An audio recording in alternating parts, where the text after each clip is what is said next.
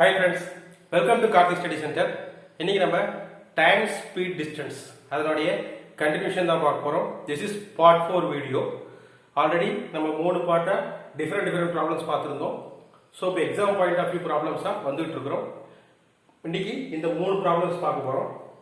கண்டிப்பாக உங்களுக்கு exam point of வியூல ரொம்ப யூஸ்ஃபுல்லாக இருக்கும். வாங்க சம்ஸ் போகலாம்.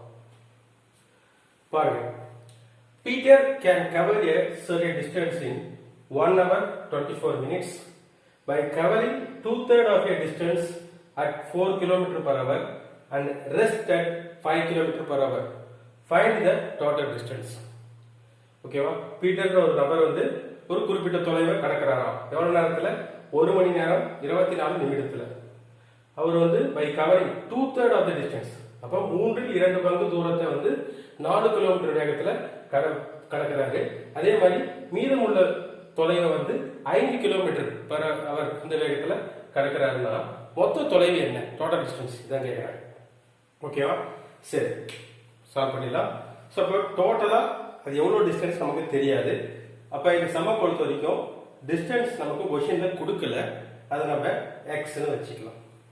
எப்பயுமே நம்ம எடுத்துக்கிறது அஷ்யூம் பண்ணிக்கலாம். இப்ப டோட்டல் டிஸ்டன்ஸ் கொடுத்துருக்காங்கன்னா 1 hour 24 minutes. டோட்டல் டைம் கொடுத்துருக்காங்க 1 hour 24 minutes. ஓகேவா? இப்ப என்ன கொடுத்துருக்காங்க? 2/3 of the distance. Total distance x, 2/3 of the distance னா அப்ப 2/3 of x. இந்த x டோட்டல் டிஸ்டன்ஸ்ல 2/3 மடங்கு. அது எவ்வளவு ஸ்பீட்ல போறாராம்? 4 km per hour வேகத்துல 4 kmph. அப்ப ரெஸ்ட் அப்படின்னு சொல்லிருக்காங்க. அண்ட் இந்த ரெஸ்ட் அட் டோட்டல் பகுதின்றது என்னன்னா x, அதுல 2/3 போனாதான் மீதி இருக்கிறது ரெஸ்டா. அப்ப இதுல இருந்து 2/3 மைனஸ் பண்ணா என்ன ஆகும்? 1/3x கிடைக்கும். புரியுதா? இதுதான் அந்த ரெஸ்ட். அந்த ரெஸ்ட் டிஸ்டன்ஸ் 1/3 of x அப்படின்ற அந்த தொலைவை வந்து இது எவ்வளவு வேகத்துல கிடக்கிறாரு? 5 km per hour. எவ்வளவுதான் விஷயம். இப்ப இந்த கொஸ்டின் எப்படி அப்சர்வ் பண்ணானா, நமக்கு டோட்டல் டிஸ்டன்ஸ் தேவை, ஆனா இங்க கொடுத்திருக்கிறது டோட்டல் டைம் கொடுத்திருக்காங்க. ஓகேவா? டைமை வச்சு நம்ம இந்த சம் அப்ரோச் பண்றது தான் சரியான வழியா இருக்கு. சோ கவனிங்க, time, total time small D. ஓகேவா? இது எதுவும் நீங்க கன்ஃபியூஸ் ஆகிக்க வேண்டாம். ஓகே, ஸ்மால் டி வந்து டைம். ஓகேவா? இப்ப இந்த 1/3 of distance 5 km per hourல போறாரு, 2/3 of distanceல 4 km per hourல போறாரு. இந்த டோட்டல் டைம் இப்படி தானே கடந்திருப்பாரு, இந்த ரெண்டு செக்மெண்டா கடந்திருப்பாரா? சோ அப்ப டோட்டல் டைம் வந்து நீங்க ஒரு சைடு வச்சுக்கோங்க. இப்ப பாருங்க 1 hour 24 minutes இருக்குது. இது எல்லாமே ஹவரா மாத்திக்கோங்க. அப்பதான் உங்களுக்கு சால்வ் பண்றதுக்கு, கால்குலேஷன் பண்றதுக்கு ரொம்ப ஈஸியா இருக்கும். நீங்க ஒரே யூனிட்ல கன்வெர்ட் பண்ணாம போட்டீங்கன்னா நிறைய மிஸ்டேக் வர வாய்ப்புகள் இருக்கு. ஓகேவா? அப்ப டைம் வந்து ஃபுல்லாவே ஹவருக்கு மாத்தணும். ஓகேவா? 1 hour 24 minute நான் என்ன பண்றேன்? ஹவராவே மாத்துறேன். 24 minute என்ன? 24/60. ஏன்னா 1 மினிட்ல 1 hourல 60 minute. அப்ப 24 minutesல 24/60. ஓகேவா? 24/60 னா கம்ப்ளீட்டா வந்து இது வந்து ஹவருக்கு மாத்திக்கலாம். 1/24/60 hour.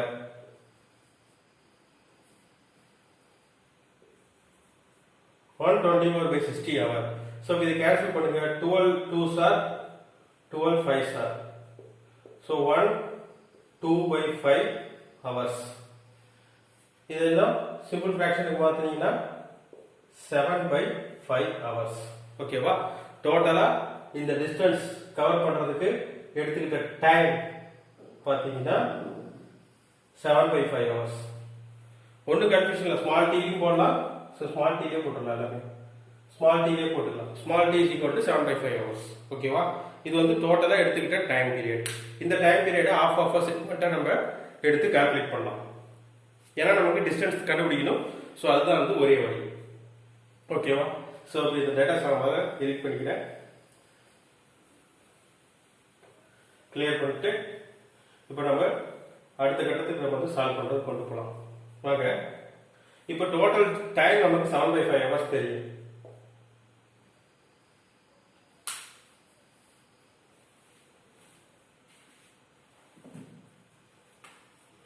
டோட்டல் டைம் நமக்கு 7/5 ஹவர்ஸ் தெரியும்.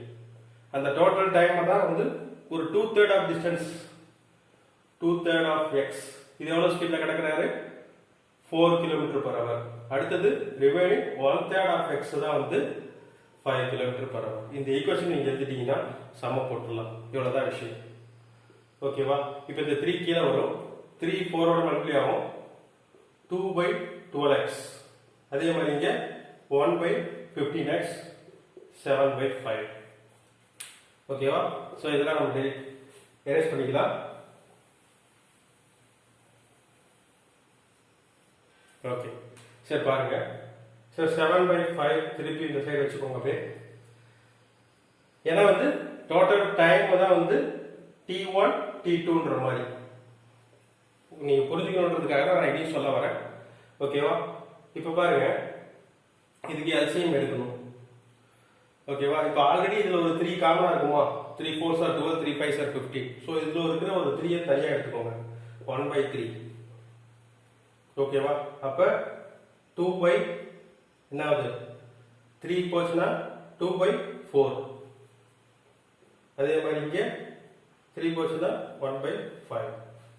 இதை ஃபர்தரா கேன்சல் பண்ணலாம். 1/2, 1/5. புரியுதா? நான் காமனா இருக்கிற டேபை வெளியே எடுக்கிறேன், அவ்வளவுதான். இந்த எக்ஸ மறந்துடக்கூடாது.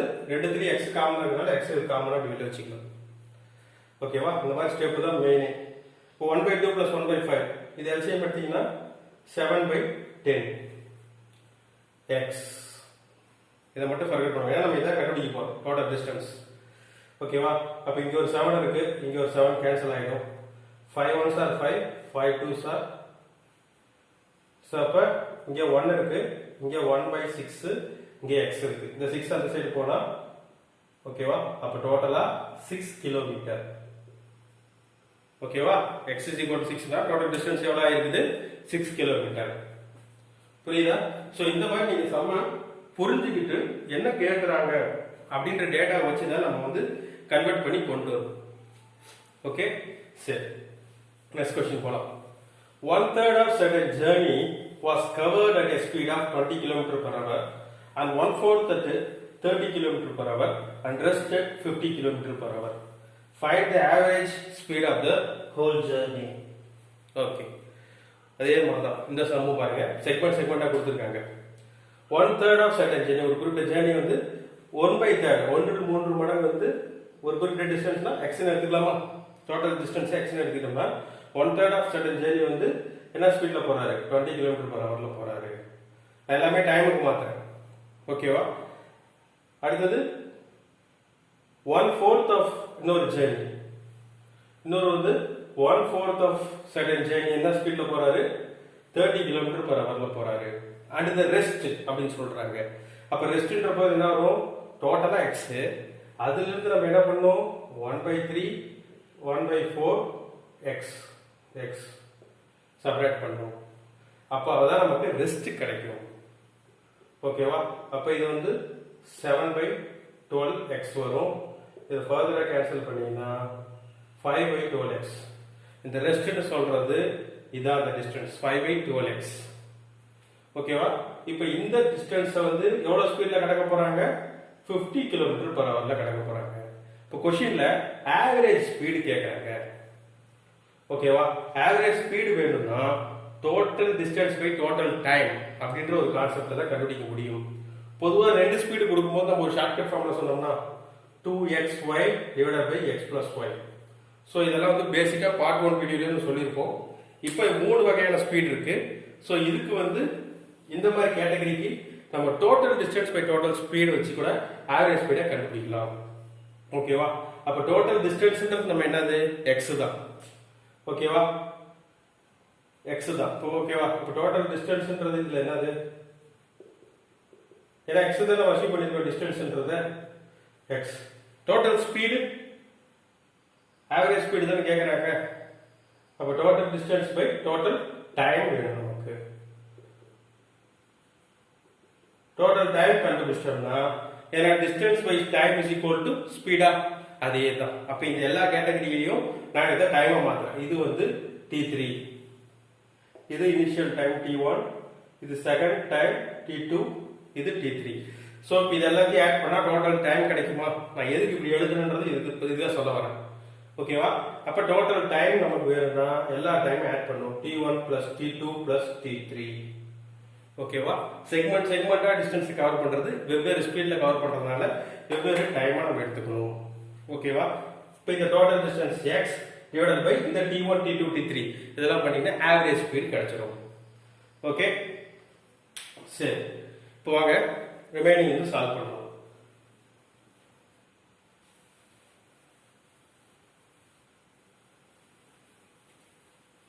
ஸோ இப்போ நமக்கு ஆல்ரெடி தெரியும் ஆவரேஜ் ஸ்பீட். இப்போ அதான் கண்டுபிடிக்க போகிறோம். Total distance X divided by total speed. First t1 என்ன சொல்லியிருந்தோம், 1/3 ஆஃப் இது போட்டிருந்தோமா 20 கிலோமீட்டர். 1/3 ஆஃப் எக்ஸ் வந்து 20 பிளஸ் அடுத்தது 1/4 ஆஃப் எக்ஸ் டிவைடட் பை 30. அதே மாதிரி பிளஸ் 5/12 கண்டுபிடிச்சோமா, 5/12 ஆஃப் எக்ஸ் இது வந்து 50. ஓகே, இது எக்ஸ் அப்படியே வச்சுக்கோங்க. ஹோல் டிவைடட் பை 1/3, இது 3 கீழே வரும், அப்போ 1/60x. அதே மாதிரி இந்த 4 கீழே வச்சுன்னா 1/120x. அதே மாதிரி இந்த 12 கீழே வந்துச்சுன்னா 1/12 into 50x. ஓகே, நான் ஏன் கேன்சல் பண்ணலாம்னா இந்த 5ல கேன்சல் பண்ணிக்கலாம் தான், 5 times தான். ஸோ இப்போ இங்கேயும் 120 வந்துடும். ஸோ எக்ஸ், ஸோ இது எல்லாத்தையும் ஒரு எக்ஸ் இருக்குது, அந்த எக்ஸை காமன் எடுத்துக்கலாம். ஓகேவா? அப்போ 1/60 1/120 பிளஸ் 1/120. இந்த எக்ஸ் எல்லாம் காமன் எடுத்துட்டு எக்ஸும் கேன்சல் பண்ணிடலாம். நமக்கு டிஸ்டன்ஸ் தேவையில்லை, நமக்கு ஆவரேஜ் ஸ்பீடு தான் தேவை. அதனால தான் total distance by total time எடுத்துக்கிட்டோம். ஸோ இதுக்கு தான் எல்சிஎம் எடுத்தீங்கன்னா என்ன வரும், இங்கே 2 வரும், இங்கே 1. ஓகே, ஆல்ரெடி டிவைடட் பை 1, இங்கே 2/120, 1/120, திருப்பியும் 1/120. ஓகே, இப்போ இது ஃபர்தரா கேன்சல் பண்ணுங்க. என்ன வரும், 1 டிவைடட் பை, ஸோ இப்போ 120 காமன்றதுனால 120 காமன் வச்சுக்கலாம். மேலே இருக்கிறதுல ஆட் பண்ணிங்கன்னா 2 + 1 + 1 4, 4/120. இந்த 120 மேலே போகும். ஸோ 120/4 இதை கேன்சல் பண்ணிங்கன்னா 30 km/h is the average speed. ஓகேவா? டோட்டல் ஜேர்னிக்கான ஆவரேஜ் ஸ்பீடு வந்து 30 km/h. ஸோ இந்த மாதிரி தான் நீங்கள் கொஸ்டின்ஸ்ல கொடுத்துருக்கிற டேட்டா வச்சு நம்மளால என்ன எக்ஸ்ட்ராக்ட் பண்ணி கொண்டு வர முடியுன்றது யோசிக்கணும். ஓகேவா? டைம் வந்து பிரித்து கொடுத்துருப்பாங்க, 3 கேட்டகரியா இல்லை 2 கேட்டகரி, அதே மாதிரி ஸ்பீடை இது பண்ணி கொடுத்துருப்பாங்க. ஸோ நம்ம அதெல்லாம் வந்து கண்டுபிடிச்சி கொண்டு வரும். Okay, next A traveled from village to office at a rate of 25 km/h and walked back at a rate of 4 km/h. If the whole journey took 5 hours 48 minutes, find the distance of office from the village. Okay, ஏன்ற ஒரு நபர் வந்து வில்லேஜ்ல இருந்து office வரைக்கும் போறாரு. ஓகேவா? So இதான் வில்லேஜ், ஒரு ஆபீஸ்க்கு போறாரு. ஓகே, ஆபீஸ் ஓ.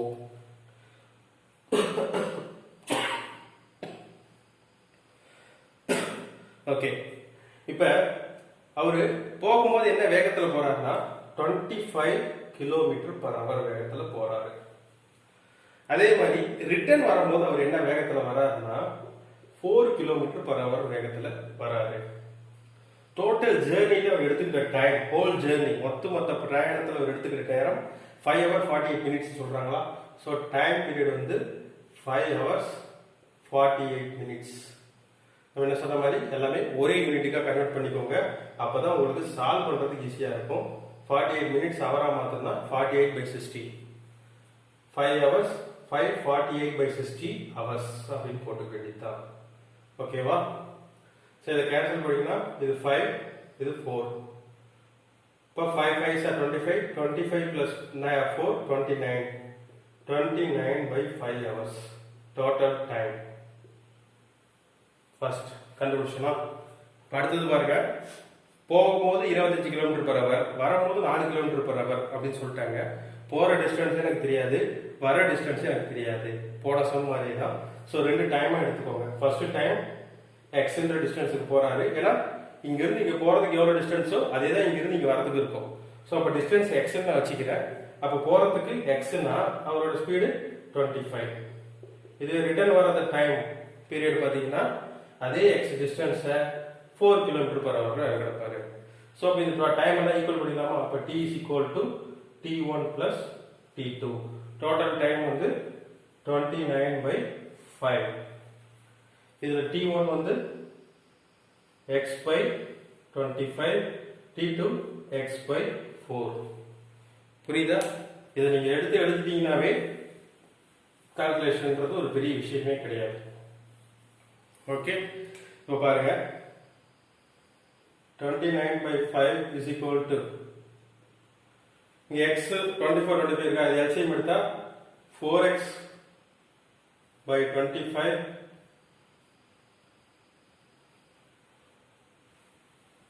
அதை எல்சிஎம் எடுத்தா 25 to 4 100 ஆயிடும்.